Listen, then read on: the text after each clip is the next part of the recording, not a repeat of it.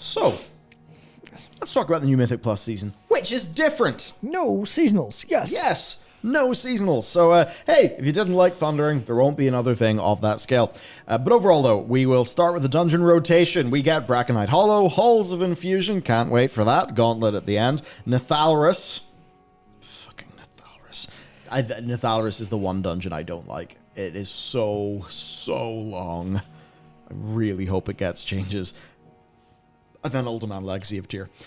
And then we're getting Freehold, which is fine. Yay, I love Freehold. Underhold, which I think is better. Underrot. Underrot. Iron's Lair, which is pretty good. And Vortex Pinnacle, I love Irons. which is really cool. Cataclysm, and it's really shit and annoying and hateful, and it's going to cause so many problems unless they fix them all, which they said they will, so it's fine. There you go.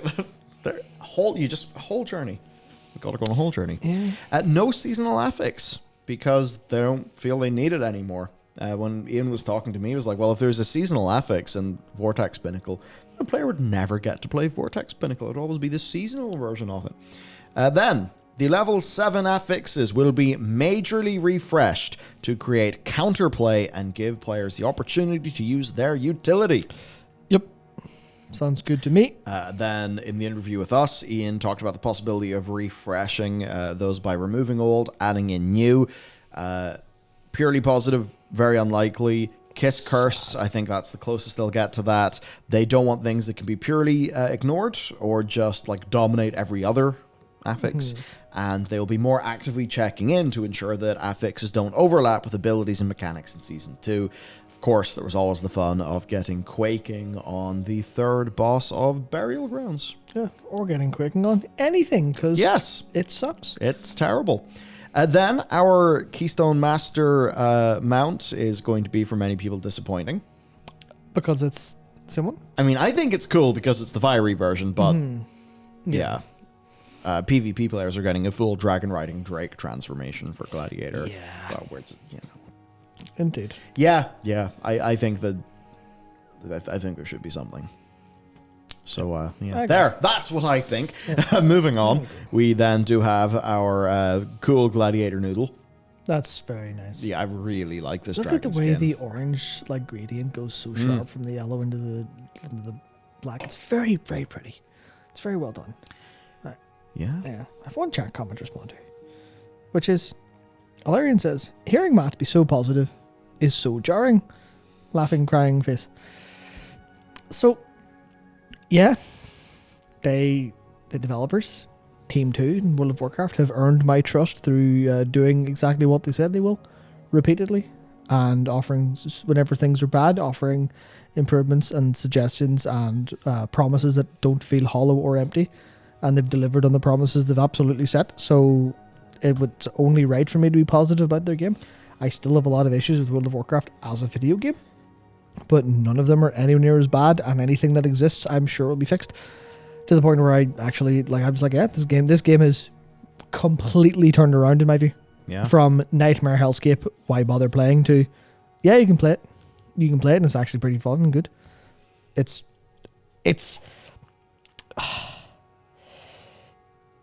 jarring to be me here, to be honest. It's, I think it's, I guess they've done a good job. It's the same with it, not quite to the same scale, but like the No Man's Sky thing. They earned the trust back because they were like, we're going to put our heads down and do the work. And obviously it's not at the same scale in any universe. However, they have went, yeah, we're going to address the complaints and solve it. And they've very much earned it. Like, well done. I would say that to everyone on the team. It's not even just like what they've done, it's the attitude approach. That's what it is. Yeah. It's the attitude that's more than anything else. Because if they made this good and then said, is that enough? Is that enough, you entitled little bastards? Is this enough for you yet? Are you happy yet? If they came across like that, I'd be like, no, that wasn't the problem. The problem wasn't that the game was kind of shit. The problem was that you were assholes and the game was shit. But every single time they've been there, they've just been like, yeah, we've listened to you. Is this fine? we're still listening. So, if you have feedback, give us it. And I was like, yeah, it's the attitude. It's the way Ian talked in the interview with you. And he was like, yeah, I'm very happy. There's nothing I would particularly do differently. It's the way that they've been clearly on the inside, they've been able to change their approaches. It's the way that a lot of their employees are now very happily existing on Twitter. It's the way that there's stuff happening that I imagine would never have happened because of because of red tape. I'm just like, yeah, certainly still plenty of issues, but they'll knock them out one at a time. And if they introduce more issues, I now would have faith that the issues came from a place of, yeah, we made a mistake. Whoops, we'll get that sorted.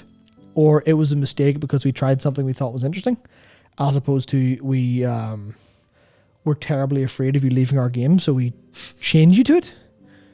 They're going directly in the opposite form, and to me that is, and this is a little bit of how I operate as a human, as a person anyway. To me, a lot of it's about respect. Where during BFA and during Shadowlands, I did not feel respected as a player. I felt like they were laughing at me taking my money. And that permeated every moment I played the game, every moment I thought about the game, which is quite a lot considering I do this. Which is why you see the kind of the aggression, the aggressive response. It is, yeah, no. You don't respect me, I don't respect you. Fuck you. However, now they're clearly in most facets actually respecting players. Or at least, doing the work as if they do. So maybe the whole game doesn't do it yet.